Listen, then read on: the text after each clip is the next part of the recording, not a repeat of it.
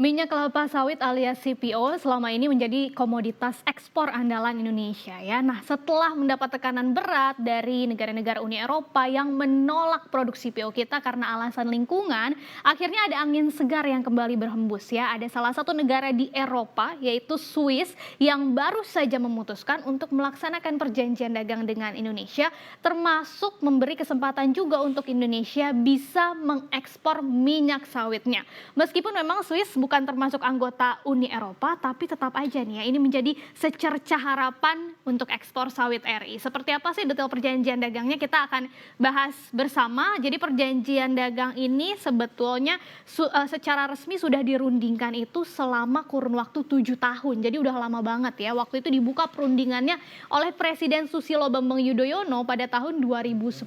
Dan bukan cuma dengan Swiss, ini juga perjanjian dagang yang melibatkan 3 negara lainnya, ada Norwegia, ada Islandia, dan Liechtenstein ya. Ini tergabung dalam kelompok European Free Trade Association atau EFTA, sehingga perjanjian ini disebut dengan Indonesia EFTA Comprehensive Economic Partnership Agreement atau IECPA. Nah, setelah melewati perundingannya yang panjang tadi 7 tahun, akhirnya perjanjian ini ditandatangani pada Desember 2018. Jadi sudah 3 tahun yang lalu gitu ya, dan kemudian disetujui oleh Parlemen Swiss pada setahun setelahnya Desember 2019 ya. Nah, perjanjian ini isinya apa sih? Jadi ini mengatur kerjasama ekonomi pastinya sesuai dengan namanya antara Indonesia dengan 4 negara EFTA tadi, baik dalam bidang investasi, kemudian juga pengembangan kapasitas atau capacity building, sampai pastinya terkait dengan perjanjian perdagangan barang dan jasa ya. Nah, yang terkait dengan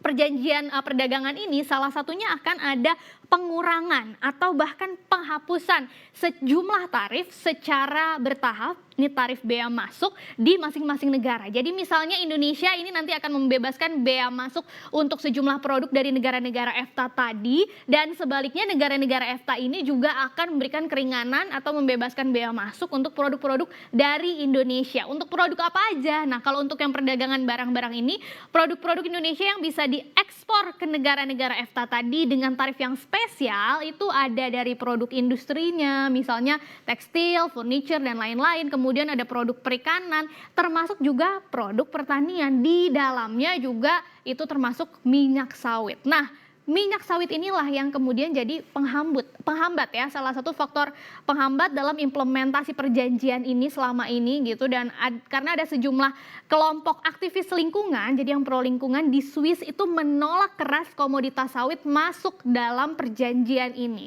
Karena ya masalah lingkungan juga, karena ini dianggap mendorong kerusakan lingkungan tadi, deforestasi dan lain sebagainya gitu ya. Nah, untuk itu waktu itu kelompok lingkungan ini atau aktivis lingkungan ini mengajukan referendum atau pemungutan suara untuk memutuskan sebaiknya seperti apa nih kelanjutan perjanjian dagang ini gitu ya. Nah, setelah dikumpulkan masanya, akhirnya referendum juga ditentukan waktu itu pada Minggu 7 Maret 2021 kemarin gitu ya. Nah, hasilnya baru aja keluar, ternyata ini jadi keuntungan juga buat Indonesia, kemenangan yang sah gitu ya, karena ini menunjukkan perbedaannya sangat tipis sebetulnya tapi sangat berarti, yaitu 51,7% suara yang mengikuti referendum menyatakan setuju dengan perjanjian ini. Jadi sisanya 48,3% lah yang menyatakan tidak setuju dengan perjanjian ini ya. Jadi sawit jadi juaranya, artinya Indonesia bisa ekspor sawit ke Swiss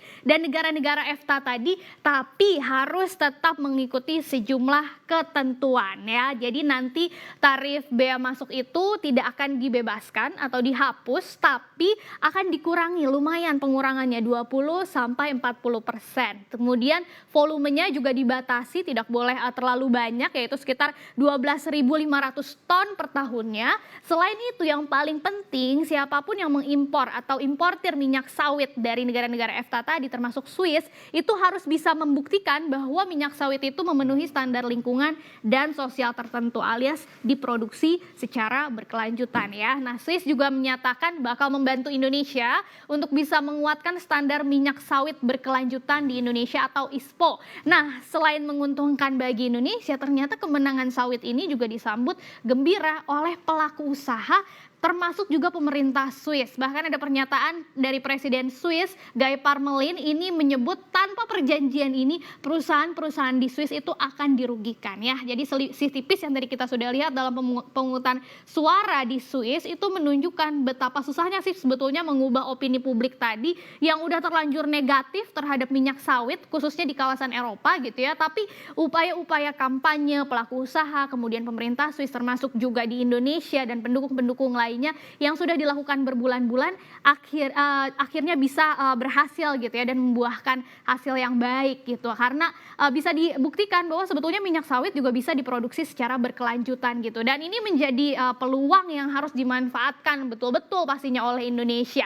Karena ini juga bisa jadi salah satu pintu masuk tadi untuk mendekati Uni Eropa yang sampai saat ini terkesan masih anti sawit gitu ya. Dan Uni Eropa selama ini menjadi salah satu mitra dagang utama dari kelompok-kelompok negara di EFTA gitu ya. Jadi harapannya nanti negara-negara di EFTA itu bisa menjadi hub atau hub ekspor yang strategis bagi produk-produk di Indonesia. Nah, gimana sih sebetulnya hubungan dagang antara Indonesia dengan 4 negara yang termasuk dari EFTA tadi gitu ya. Kalau dilihat data dari Kementerian Perdagangan, dari 4 negara ini yang neraca dagangnya antara Indonesia dan negara-negara EFTA yang mencatatkan surplus adalah dari Indonesia ke Swiss ya. Jadi ekspor dari kita ke Swiss itu lebih besar daripada impor dari Swiss ke Indonesia, yaitu sebesar 1,7 miliar dolar Amerika Serikat. Sementara 3 negara lainnya yang termasuk dalam EFTA kita masih defisit, artinya masih lebih banyak impornya daripada ekspor kita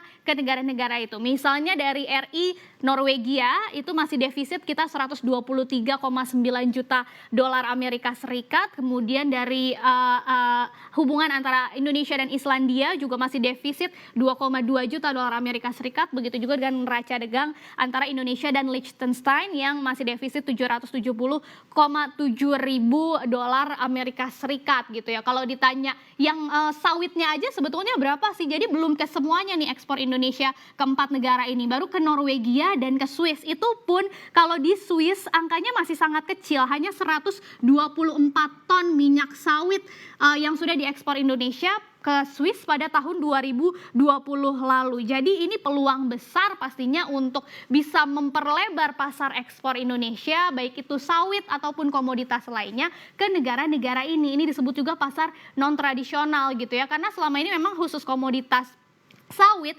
Indonesia juga ekspornya terus meningkat, bahkan di tahun 2020 yang saat pandemi masih meningkat ekspor dari Indonesia untuk komoditas sawit tadi gitu ya, tapi paling banyak memang tujuan ekspornya adalah ke China, India, dan beberapa negara lainnya gitu ya. Nah, kalau ini bisa dibuka, artinya tadi pasarnya bisa semakin lebar di tengah kampanye anti sawit yang ada di Uni Eropa gitu ya. Jadi bisa jadi peluang juga untuk Indonesia bisa mendekati Uni Eropa tadi. Mungkin nggak secara langsung ke Uni Eropa, tapi melalui negara-negara yang dekat dengan Uni Eropa tadi ya. Harapannya pastinya dengan sudah disahkannya dan disetujuinya perjanjian dagang ini, kita bisa membuktikan nih bahwa kita betul-betul serius untuk bisa mengembangkan sawit yang berkelanjutan. Supaya daya saing komoditas sawit kita dan komoditas yang lainnya juga bisa semakin tinggi di kancah internasional.